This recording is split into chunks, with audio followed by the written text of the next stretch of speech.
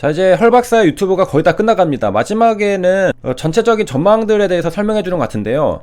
간단하게 설명해주고 있습니다. 그래서 마켓이 커지고 있는 것들도 설명해주고 있고, 여기에 HLB랑 함께 아시안 브레인 캔서 리서치 센터를 서울에 설립한 것들도 설명해주고 있죠. 그리고 다음 페이지에서 곧장 ITI HLB 브레인 센터에 대해서 설명해주고 있습니다. 비전에 대해서 설명해주고 있는데요. 그리고 여기 밑에 디벨롭먼트 플랜이 있죠. 그래서 스몰 브리칭 스터디 같은 것도 계획이 있다고 합니다. 이 브리칭 스터디는 진짜 학술적인 연구랑 상업적인 연구랑 그 연결 중간 단계라고 보시면 되겠습니다.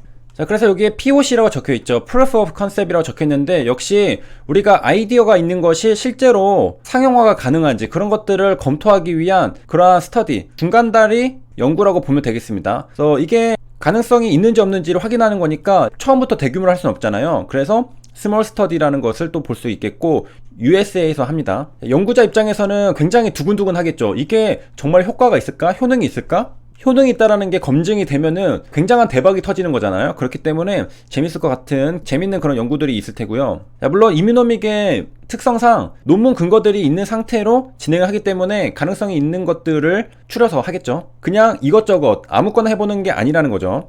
자, 그 다음 페이지로 넘어가면은 유나이트 플랫폼에 대한 장점, 중요한 부분에 대해서 설명하고 있는데, 헐 박사도 임포넌트하다고 말하고 있습니다. 자, 그래서 유나이트 플랫폼의 중요한 점 뭐냐면은 멀티플 어프로치를 서포트한다. 그러니까 하나에 리미티드 된다. 그러니까 한 가지에 제한되지 않는다는 겁니다. 리미트 되지 않는다는 건데, 자, 여기 보면은 수지상 세포도 있고 mRNA도 있고 플라스미드 DNA도 있습니다. 유나이트 플랫폼은 각각의 장단점들이 있겠죠. 이런 것들 중에서 이제 장점들을 취할 수 있는 그러한 플랫폼이다, 이렇게 설명하고 있는 걸 볼 수 있겠고요. 우리가 여기서 이제 장단점들이 적혀있는 도표를 보면은, 일단 오프 더 쉘프를 보면은 DCA 세라피는 저는 노라고 적혀있을 줄 아는데 셈이라고 적혀있네요. 그러니까 일정 부분은 오프 더 쉘프가 되나 봅니다. mRNA는 Y라고 적혀있죠. Yes라고 적혀있는데, 우리가 메신저 RNA로 개발하고 있는 코로나 백신을 생각할 때 지금 오프 더 쉘프잖아요. 그렇기 때문에 우리가 mRNA는 이게 가능하다는 것을 알 수 있습니다. 자, 그런데 이제 DCA 세라피 같은 경우에는 자가율의 수지상 세포를 사용하기 때문에 노일 줄 알았는데 약간의 셈이가 가능하다. 그 다음에 이제 확실히 알 수 있는 것은 DC 세라피,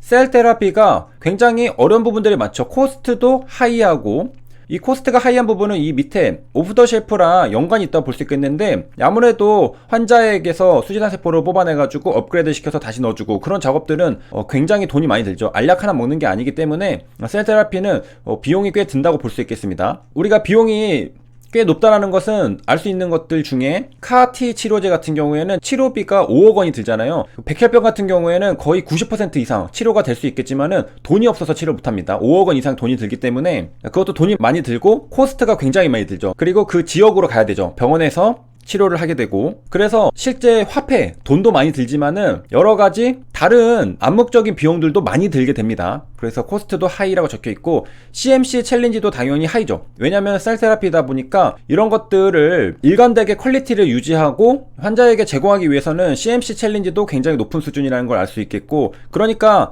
사실 이런 것들이 다 하이라는 것은 최신 기술이라는 거죠. 그리고 굉장히 어렵기 때문에 한번 성공하면은 다른 경쟁자들을 쉽게 따라하지 못하는 그런 것들입니다. 그래서 우리가 저분자 화합물은 그냥 있는 대로 섞으면 나오지만은 세포줄을 사용해서 만드는 셀 라인을 활용해서 만드는 것들은 쉽게 따라하지 못하죠. 그래서 바이오시밀러도 오리지널이랑 완전히 똑같지가 않습니다. 그리고 조금 더 어려운 상위 단계에 속하는 테크놀로지다 라는 것이고요. 자, 그리고 반면에 mRNA 같은 경우에는 CMC랑 코스트가 미들하거나 로우하다라고 하는데, 우리가 지금 코로나 mRNA 백신 같은 경우에 가격들을 생각해보면은 어느 정도 느낌을 받을 수가 있습니다. 코스트가 한 명이 접종하는데 2만원, 3만원 이렇게 되잖아요. 그렇기 때문에 셀 테라피는 5억 원이잖아요. 물론 이제 저응증이 다르기 때문에 직접 비교를 하긴 힘들지만은 어느 정도 감은 잡을 수 있습니다. CAR-T 치료제 같은 경우에는 5억 원, 코로나 치료제로 나온 mRNA 백신은 2만원, 10만원 이렇게 되는 걸 보면은 우리가 비교를 해볼 수 있겠고, 자, 그래서 이러한 것들에 각각 장단점이 있는데 이런 것들의 장점들을 맥시마이즈 하는 게 유나이트 플랫폼이다 라는 겁니다. 그러니까 한 가지 어프로치만 사용하는 것이 아니라 여러 가지 장점들을 잘 활용해서 우리가 만드는 것이 유나이트 플랫폼이다 라는 것입니다. 그래, 여기 플라스미드 DNA 같은 경우에는 유전자 조작을 한다고 생각하면 되겠는데, 우리가 대장균을 이용해 가지고 인슐린을 대량 생산하는 그런 기술들을 갖추게 됐잖아요. 대량 생산용 기술이라고 보면 되겠습니다. 자, 그리고 그 다음 페이지에서는 또 어떤 걸 말하고 있느냐, 또 멀티플이라는 말이 나오죠. 멀티플 어플리케이션이라 되는데, 유나이트 플랫폼은 다양한 기술들의 장점들을 뽑아내는 것이고, 그리고 또 다양한 곳에 활용할 수 있겠습니다. 그래서 이제 광범위한 곳에 적용될 수 있는데, 뭐 이뮤노 온콜로지에도 쓰고, 바이올로직스, 그리고 감염 질환에도 쓸 수 있고, 다른 곳에도 쓸 수 있고, 활용도가 굉장히 높다라는 그런 표현입니다. 그 다음 페이지에는 ITI 파이프라인들이 바이럴 프로틴에 타겟팅을 많이 하고 있잖아요. 그리고 ITI 청 같은 경우에는 GBM을 치료하기 위해서 CMB의 프로틴을 타겟팅했습니다. 그래서 여기 보면은 Focus is on viral target이라고 적혀 있는 걸 볼 수 있겠습니다. 보면은 HBV, EBV, HCC, MCC 뭐 여러 가지 타겟팅하는 것들을 볼 수 있겠고, 자, 이렇게 그 바이럴 타겟이 중요한 이유는 뭐냐면은 이 바이럴 드라이븐 캔서가 전체 암의 20%에 달한다고 합니다. 그러니까 결코 이제 작은 규모는 아니죠. 그리고 우리가 여기서 또 생각해 볼 수 있는 것은, 물론 인과관계는 아니고 상관관계지만은 암의 20% 정도는 바이러스 감염이랑 관련이 있다라는 것을 알 수가 있겠습니다. 그러니까 우리가 바이러스 감염에도 굉장히 조심을 해야 된다. 우리가 암의 원인으로 유전자가 있고 바이러스가 있고 뭐 생활습관 이런 것들을 말하잖아요. 바이러스가 대략 20%를 차지한다라고 생각하면 되겠습니다. 물론 인과관계 아니고 상관관계입니다. 그런데 바이럴 드라이븐이라고 적혀 있으니까 인과관계라고 생각해도 되겠네요. 자, 그 다음에 여기에 각각 타겟팅하는 것들이 나눠져 있었잖아요. 그에 따라서 파이프라인도 나눠져 있습니다. GBM은 1000이랑 1001, HPV는 2000, MCC는 3000, EBV는 4000, HCC는 6000. 이렇게 해서 적응증에 따라서 파이프라인이 나눠져 있는 것입니다. 적응증은 영어로 indication.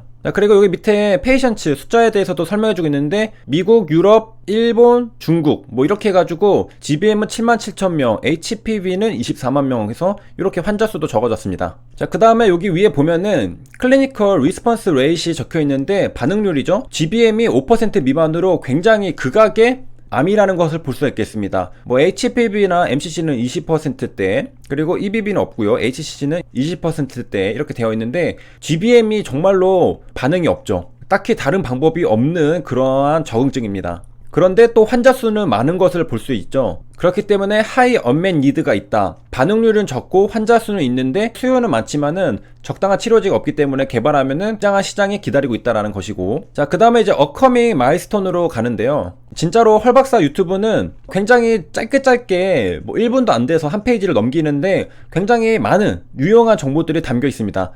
우리가 다음 시간에는 각 파이프라인에 따른 마일스톤에 대해서 살펴보도록 하겠습니다. 2020년부터 2023년까지 대략 3년치에 대한 마일스톤이 이렇게 적혀 있는 걸 볼 수 있겠는데, 우리가 여기에서 이뮤노믹의 목표랑 어떻게 진행할 계획인지에 대해서 살펴보도록 하겠습니다. 자, 여기까지 시청해주셔서 감사합니다.